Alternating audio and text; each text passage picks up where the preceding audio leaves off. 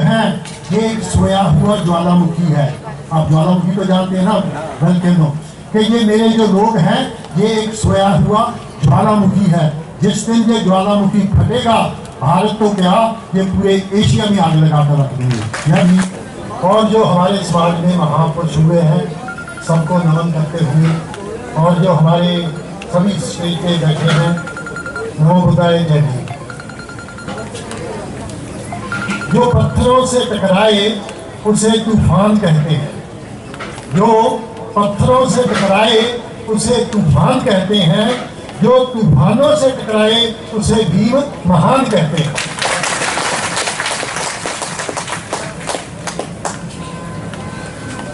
बाबा साहब की मेहरबानी से मैं 14 साल की उम्र में लंदन चले गया था, क्योंकि जब बाबा साहब को आप पढ़ते हैं आप में इतना साहस आता है कि आपके सामने किसी कंपनी का डायरेक्टर भी होगा तो आप उससे एक दोस्त की तरह बात करेंगे। लेकिन हमारे भारत के लोग जो बाहर गए हुए हैं, जब वो किसी मैनेजर को देख लेते हैं या डायरेक्टर को देख लेते हैं तो वो कांपने लगते हैं। लेकिन मैं बहुत यंग मैन था, क्योंकि मैं बाबा साहब का सिपाही था, मेरे खून में ऐसा नहीं था। तो आपको जानकर खुशी होगी कि 26 साल की उम्र में अंग्रेजों ने मुझे वहां पे सुपरवाइजर बना दिया, अंग्रेजों के ऊपर। कितनी बड़ी बाबा साहब की मेहरबानी है। और यहाँ पर एक मैं आपको हैरानी की बात सुनाऊं कि किसी अंग्रेज ने अपोज नहीं किया कि इस यंग मैन को हमारे ऊपर मैनेजर बना दिया है। लेकिन यहाँ से जो बाबा साहब ने जैसे कहा है ना कि जो भारत के लोग हैं जब वो कहीं भी रोटी रोजी के लिए जाएंगे, अगर वो अपनी गंदगी का, अपनी बुराइयों का, उस वक्त ज्यादा शिप में जाते थे, अगर शिप भर के नहीं ले जा सकते तो सूटकेस भर के ले जाते हैं। तो ये जातिवाद जो यहाँ पर है, ये इन्होंने हजारों मील दूर तक भी उसकी गंदगी फैला रखी है। तो जब मेरा बोर्ड पे लगाया गया कि HL will be shipping supervisor, तो यहाँ हमारे पंजाब के हाई कास्ट जो अपने आप को समझते हैं, उन्होंने कहा कि अरे भाई आपने इसको सुपरवाइजर बनाया, ये तो हमारे खेतों में काम करते थे, अब क्या हम उनके इसके नीचे काम करेंगे। लेकिन मैं बाबा साहब का सिपाही था। मुझे अंग्रेज अफसर ने कहा कहीं आप घबरा तो नहीं गए। मैंने कहा भाई आप बताओ कहीं आप तो नहीं घबरा गए, मैं तो बाबा साहब का सैनिक हूँ, मैं तो लड़ूंगा, मैं तो करूंगा।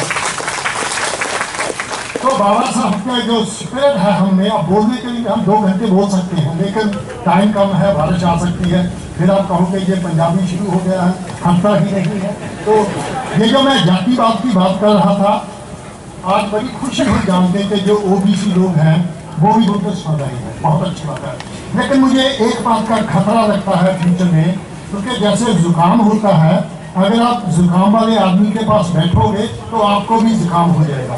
तो ये ब्राह्मणवाद की जो जातिवादी है, अगर यहाँ पर मुसलमान आए, इस्लाम धर्म में जातिवाद नहीं है लेकिन उनमें जातिवाद है, ईसाई धर्म में जातिवाद नहीं है, मैं साउथ इंडिया जा रहा हूँ उनमें जातिवाद है। तो मुझे डर लगता है कि जो हम बुद्धिस्ट हैं, कहीं हम भी ऐसा तो नहीं करेंगे कि जिस जाति से बुद्धिस्ट बने हैं उसी में शादियाँ करेंगे।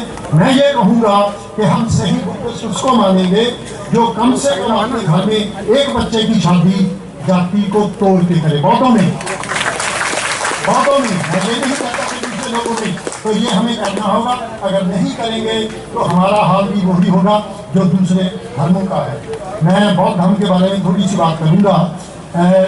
रविंद्रनाथ टैगोर ने कहा है, जो भारत के पहले थे जिनको नोबेल प्राइज मिला था, तो वो लिखते हैं इंग्लिश में, bring back golden days of the Buddha.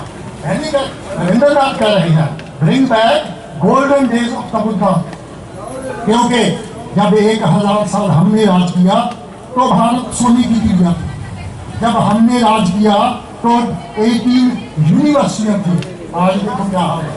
तो जो बुद्धिज्म है वो जितनी जल्दी हम लोग अपनाएंगे ये देश खुशहाल होगा।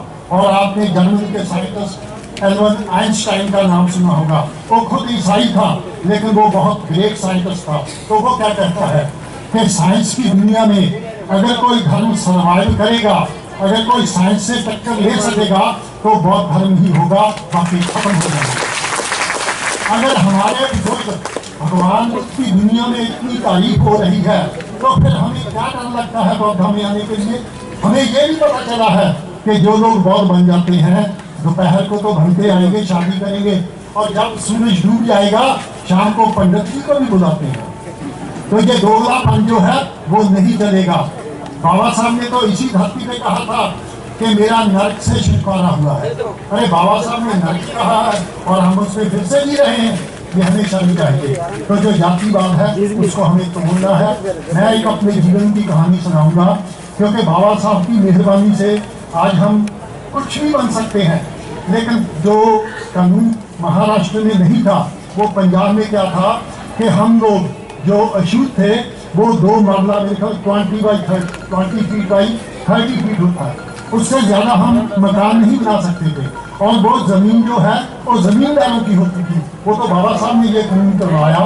तो मेरे दादा की जब शादी हुई, हम कपड़ा बुनने वालों में से हैं, तो थोड़ा सा पैसा था मेरे परदादा के पास, तो क्योंकि हम मिट्टी के मकान ही बना सकते थे, ईंटों का नहीं बना सकते थे।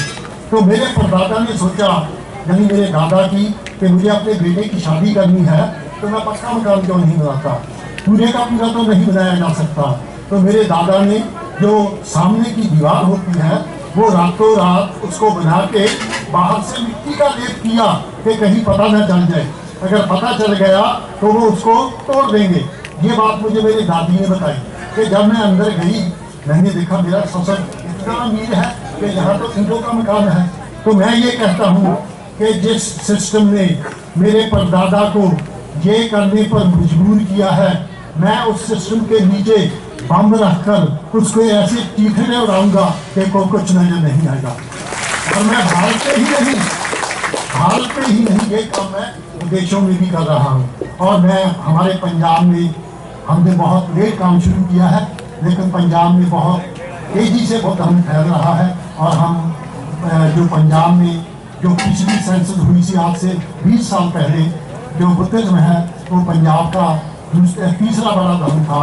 लेकिन मैं ये अपना प्रण किया है कि मरने से पहले पंजाब में अगर बौद्ध धर्म नंबर 1 नहीं कर सका तो नंबर 2 जरूर करके मरूंगा।